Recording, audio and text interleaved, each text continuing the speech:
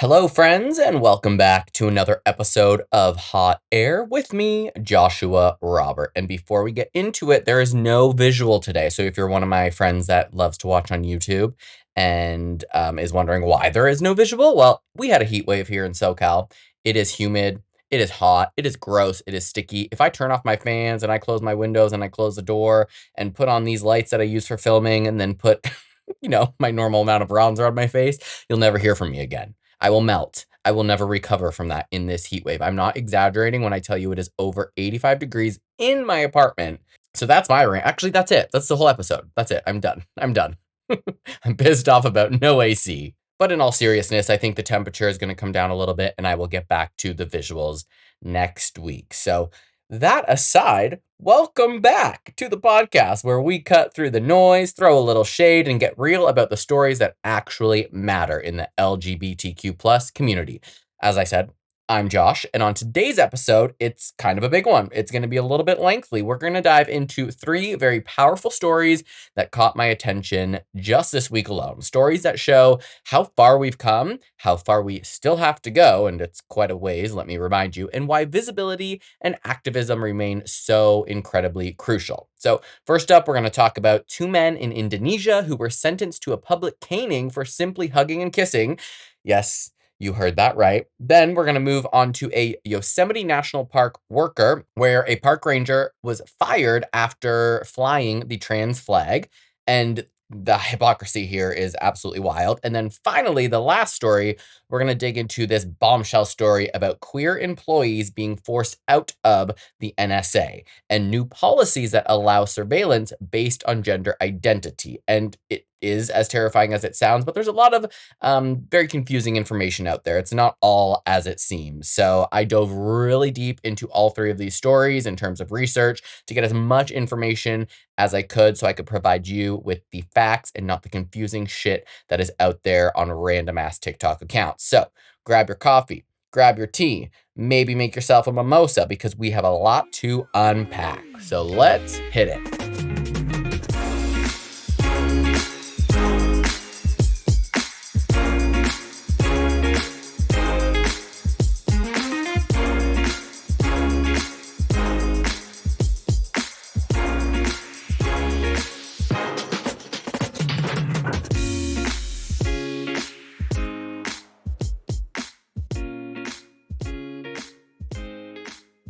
Part 1. 2 men sentenced to a public caning in Aceh, Indonesia. In August 2025, an Islamic court in Banda Aceh, a city in Indonesia's Aceh province, handed 2 college students, ages 20 and 21, a sentence of 80 lashes each, administered publicly. And why, you might be asking? Because they were caught hugging and kissing in a public bathroom. That is it. That simple gesture was deemed a sexual act under local law.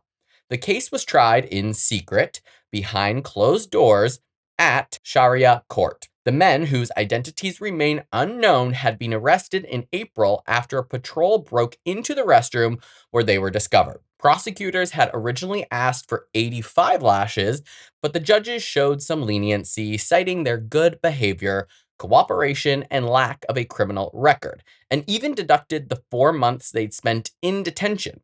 So that's how they landed on 80 strokes, 80 lashes or canings, whatever. This is not even close to being an isolated incident. Aceh is the only Indonesian province that's allowed to enforce Islamic law, including caning for so-called morality offenses like homosexuality, gambling, and even women wearing tight clothing. It's been this way since 2006, thanks to a peace deal. Interesting name, peace deal, when people are being lashed in public. These are not mythical penalties. You can't brush this off as cultural misunderstanding.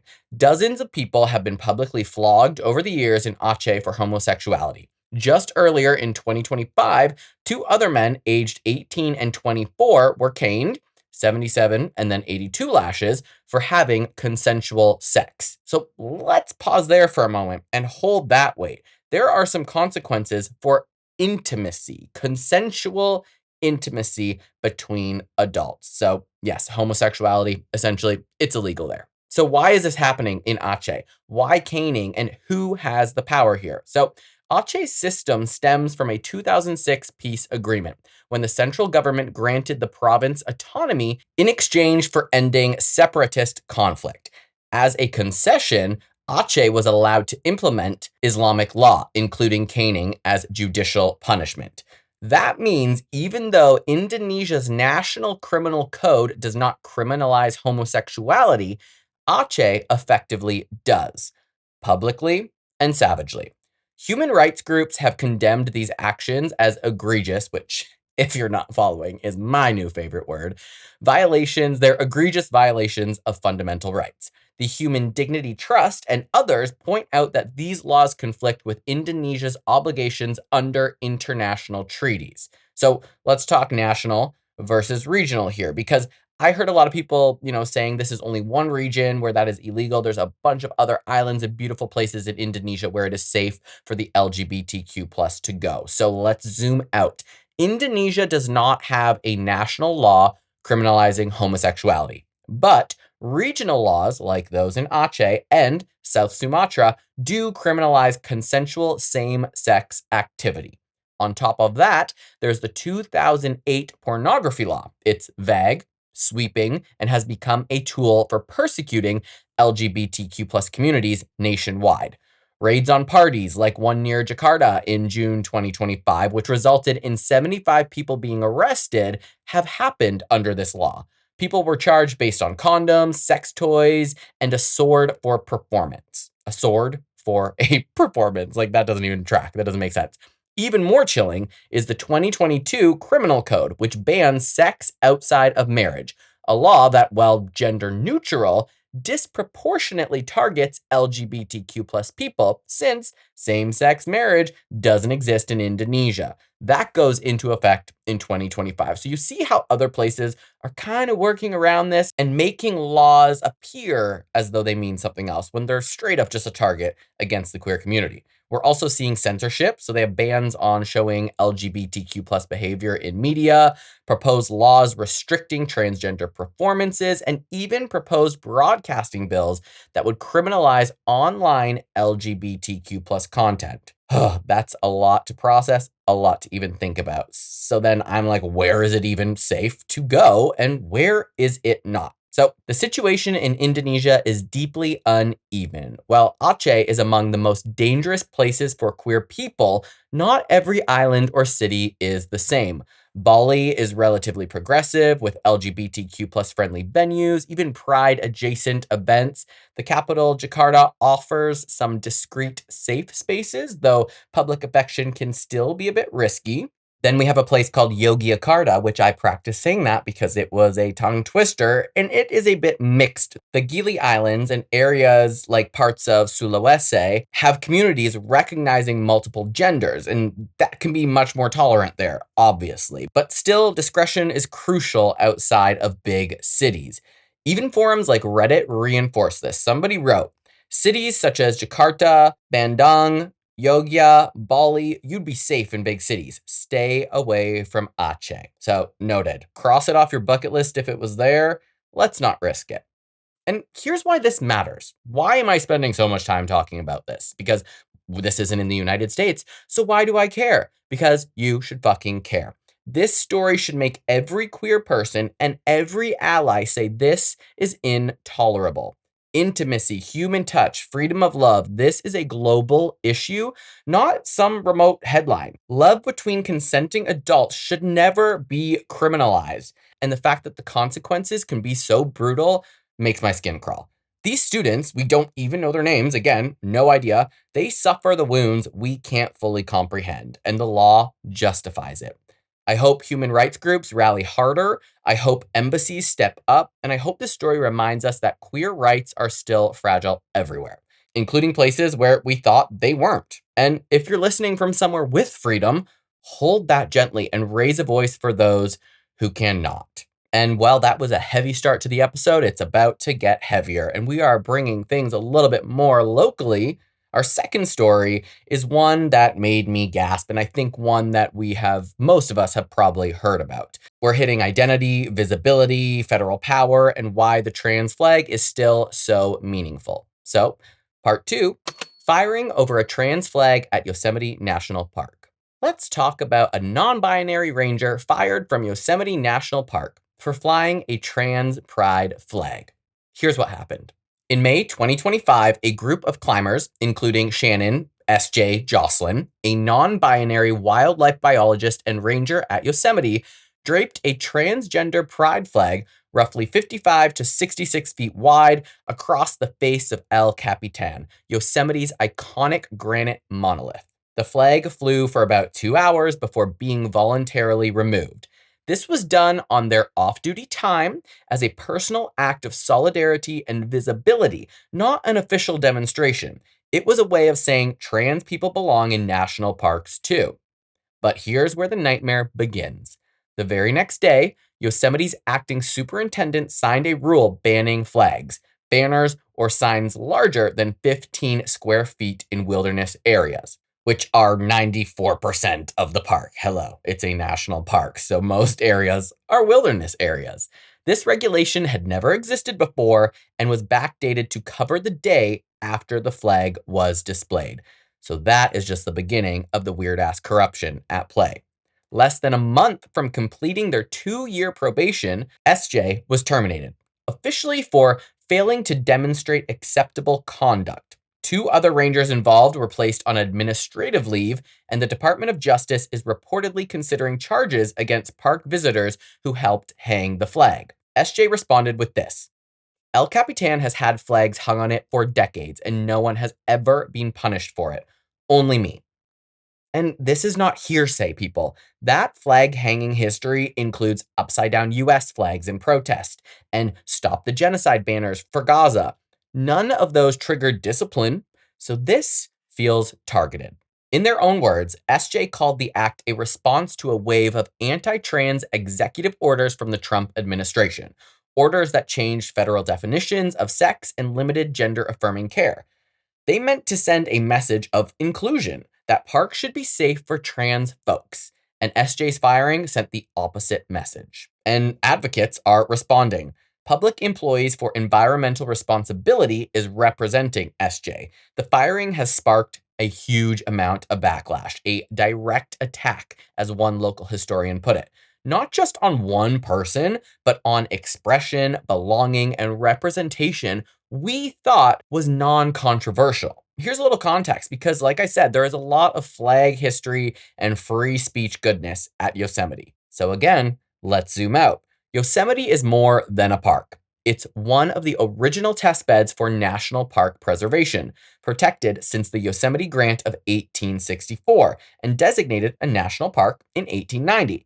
It sees 4 million plus visitors a year, and El Capitan is basically its Mount Rushmore. Flag hanging on El Capitan has been part of its unofficial history. Like I said, protest flags, upside down US flags, whimsical banners like a Jolly Roger crab flag has been flown, even solidarity messages, and none drew penalties. That makes SJ's firing feel both retroactive and discriminatory. The new rule banning large flags, punishable by up to $5,000 in fines and 6 months in jail, was enacted after that Pride display. But critics say it reads like a political reaction, not a preservation policy. Federal workers have no guarantee of protected political or personal expression. And these days, under the Trump era directives, parks are facing budget cuts. 2,500 positions have been lost, and a proposed $900 million reduction next year. Just next year. Employees feel like they're being silenced and scapegoated. And here is why this matters. This is not just about one ranger. It's about the culture we want in public spaces. Trans representation at national monuments should not be controversial. Intimacy, identity, visibility, again, these are human rights. SJ stood up in a quiet, powerful way, but it cost them everything. If you've ever felt out of place in the outdoors because nature was coded as white or straight or butch or whatever, just know this. SJ risked it to say that you belong. And right now, let's take a beat for SJ, for trans people, for expression, and for the right to say, I exist here. And if you haven't heard this story, definitely go find SJ on Instagram. I watched one of their most recent videos and they were explaining just basically what I did, but from their point of view. And of course, hearing it from their mouth and their passion and emotion, it really hits home. So it's definitely worth finding. I'll put their Instagram in the show notes below. And with that, we're going to get on to the third and final story of the week. And honestly, it's something that I'm really confused about because why have I only seen one person speak on this? And why did I have to dig so flippin' deep to get any real information on this? But I did it so that you did not have to. Part 3. What actually happened at NSA and whether the feds can now spy on people for being trans. This one is spicy, and I love spicy, but it's also very complicated. You may have seen posts, maybe. I didn't see a lot. I saw one or two. You may have seen posts saying that the NSA mass fired all queer officers, and they changed the rules so the government can spy on you for being trans. That is a lot. I'm going to walk you through what really happened, what is a rumor, what is verified, and what changed in federal surveillance policy that should have your attention. So here's our quick little plan. We're going to go over a timeline. Who got fired and why? How LGBTQ plus chat rooms became ground zero. What the Department of Homeland Security, not the NSA, actually changed about surveillance rules. And how that fits into the larger legal landscape, like FISA Section 702 and Executive Order 12333. Good God, that made no sense, but that's okay because I'm going to go a little bit slower. But also, we are going to mention sexual content in workplace chats because that is central to the story. There's nothing like outlandish, but like if that could trigger you, now's the time to let me go. On with the show. And this next part is a long one. Let's talk about the spark that lit this fire ablaze, leaked chat logs, and a very public crackdown. So here is where this started. On February 24th, 2025, the conservative magazine City Journal published excerpts they said were from Intel Link, the intelligence community's internal collaboration platform. The piece claimed some channels included lurid sexual discussions, everything from polyamory to gender affirming surgery. Now, City Journal is opinionated. I'm not endorsing their framing, but the existence of the logs and the channels became the hook for what happened next. 2 days later, on February 26, Reuters reported that more than 100 intelligence community employees, not all of them at NSA, but across different agencies, were fired for using a secure government chat for sexually explicit conversations. That number, 100 plus, comes from DNI Tulsi Gabbard herself. She also ordered a wider investigation into Intel Link chat rooms. So, yes, a lot of people were removed. No, it was not all queer NSA officers. That claim is false. ABC News added an important detail that some of the activity happened inside LGBTQ affinity spaces on Intel Link. And they had different names for, I guess, what I'm imagining is like different chat rooms or different ongoing group conversations. Those said platforms involved were hosted by NSA. That is why NSA is in so many headlines, even though the directive covered the broader intelligence community. ABC also reported that participants were told they'd be dismissed quickly. That is harsh, and it's where the purge narrative caught fire online. Meanwhile, the Office of the Director of National Intelligence put out a press statement launching a formal investigation into all Intel Link chat rooms after discovering, this is quote unquote, this is their quote, obscene, pornographic, and sexually explicit content.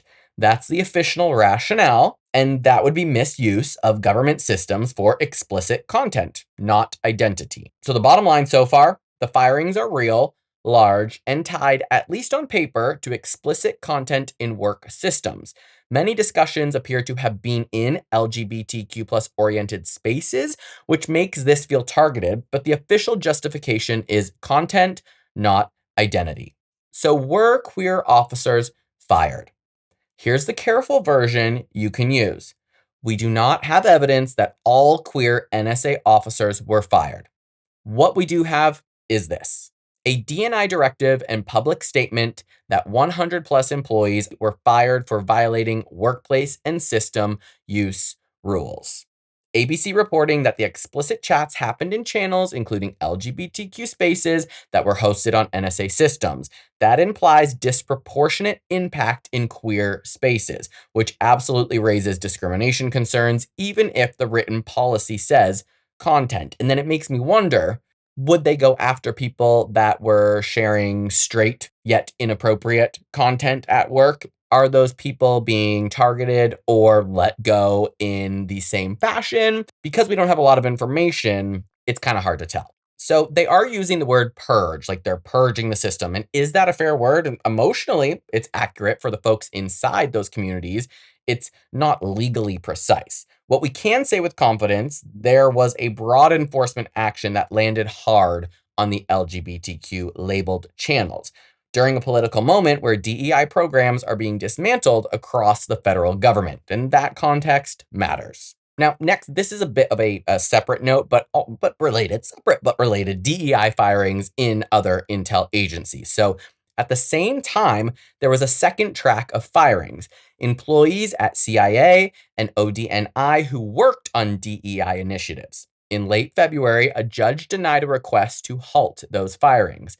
Then, on March 31st, another federal judge blocked the administration from firing dozens of those workers while litigation proceeds. So the legal picture is mixed and active. Don't let people collapse this DEI case into the Intel Link chat case. They're related politically, but they're different legally. And I think that's where these two messages are being confused and lost, equally as important. But when you put those together as if they're coming from the exact same story in the same jurisdiction or in the same agency, rather, it makes it a lot bigger than it might actually be. So the takeaway is that those are two parallel stories: explicit chat firings tied to Intel Link channels and attempted DEI firings of staff, partly paused by the courts. Two separate stories, equally as important. Now, the big policy change that everyone's talking about wasn't at the NSA, it was at the Department of Homeland Security. Now to the they changed the rules so they can spy on people for being trans claim. That's what I'm hearing, that's what I'm reading, that's what I'm seeing. And what actually changed? Let me tell you. In February 2025, the Department of Homeland Security's Office of Intelligence and Analysis quietly removed language in its policy manual that prohibited intelligence activities based solely on a person's sexual orientation or gender identity. Oh, Lord, I need a breath. That is a mouthful. That's not NSA. It's DHS's Domestic Intelligence Unit. Bloomberg government broke this story. That removal alarmed civil liberties and LGBTQ plus groups for obvious reasons. Then, in March 2025, DHS updated the manual again. It restored protections for sexual orientation, but did not restore the explicit protections for gender identity and gender expression. So, as of that update, the manual again said, don't do intel work based solely on sexual orientation. But it no longer said that about gender identity or expression, and that is meaningful and narrowing. This has been reviewed and claimed as true that DHS ended a ban covering LGBTQ plus surveillance as to certain categories. Again, advocacy organizations have condemned this rollback, naturally so. And here's an important nuance. So even without those words, DHS is still bound by other laws: the First Amendment, the Privacy Act, and internal US person rules. The change doesn't say go spy on trans people. It does remove explicit guardrails that sent a clear message to analysis, like identity alone is never a basis. But removing that language increases risk of abuse and has chilling effects, especially in a climate where LGBTQ plus spaces are already under suspicion. So what gives the government these powers? We've got two big pillars here, and this is where this gets very wordy, but Executive Order 12333. This is the broad authority for intelligence collection, especially outside the US. It governs NSA's core mission. It doesn't say target people for being trans. It sets the general framework and requires each intel element to have procedures for handling US person information. And then there's FISA Section 702. This authorizes targeting non-US persons abroad, but incidentally collects Americans' communications. It was reauthorized in 2024 and now sunsets in April 2026, sparking ongoing reform debates and court fights about warrantless backdoor searches. If you're worried about domestic surveillance, this is where a lot of the fight is. All right, so what actually went down? Let's clean up this timeline and simplify this, right? February 24th, 2025, City Journal publishes the leaked Intel link chat. Many are LGBTQ plus themed and sexual. NSA is named as the platform host. February 26th, Tulsi Gabbard says 100 plus intelligence staff across agencies are being fired over sexually explicit chats on government systems. She orders a broader review. Reuters and ABC confirm and add details about the LGBTQ plus labeled channels and NSA hosting. Late February, early March-ish, separate litigation over firing DEI staff at CIA ping-pongs. First, a judge denies an emergency halt. Then, on March 31st, another judge blocks many of the firings pending the case. So it's really just back and forth. Then February 2025, DHS INA quietly removes manual language barring Intel activity based solely on sexual orientation, gender identity, or gender expression. March 2025, DHS restores sexual orientation to the protected list, but not gender identity or gender expression. And that, my friends, is the picture. Firings tied to explicit chat use on work systems, a separate legal fight about DEI layoffs, and a policy narrowing at DHS that worries trans advocates. Well, let's talk about how I'm reading this because, quite frankly, it doesn't matter how many times I read it or go over it. Like, I'm speaking, but I don't even know if I'm grasping it. And, like, here's, if you want to discuss it with others, here's how to discuss it without getting burned, right? So here is the tight, responsible take. There was a big firing wave in the Intel community, which was tied to explicit chat content. No, it was not all queer NSA officers. The firings were not officially because people were queer. They were justified as misuse of systems. But because LGBTQ plus labeled channels were involved, the enforcement fell heavily on queer spaces. Both things can be true at once. And I have also heard that some of these apparently sexually explicit conversations were actually people talking about how it was different to sit down peeing after a gender reassignment surgery or things that aren't really sexual. And I'm sure there's much worse things on there from some of the straight white men running the joint. Anyway, bringing it back. Yes, DHS narrowed its manual in a way that removed explicit protections for gender identity and gender expression. That doesn't create a free-for-all, right? But it does give some people the go-ahead, which is exactly what we don't want to happen. We want a guardrail so we are protected to prevent biased targeting. I'm gonna be a news broadcaster for a second, okay? Reports that all queer NSA officers were fired and the government can now spy on you for being trans mashed together a real but messy set of events. Over 100 Intel staff were fired for explicit chats on government systems, some of which happened in LGBTQ label channels. Separately, a court partially blocked the administration from firing DEI staff, and DHS, not NSA, narrowed its policy manual, removing explicit protections for gender identity and gender expression as a basis for surveillance, then partially walked it back for sexual orientation. The stakes are huge, but accuracy matters. Dun, dun, dun. Okay. I can't even talk about this anymore. My brain is so fucking full. I need a drink or I need a nap. But in closing for this section, if you work in government, here's the practical advice.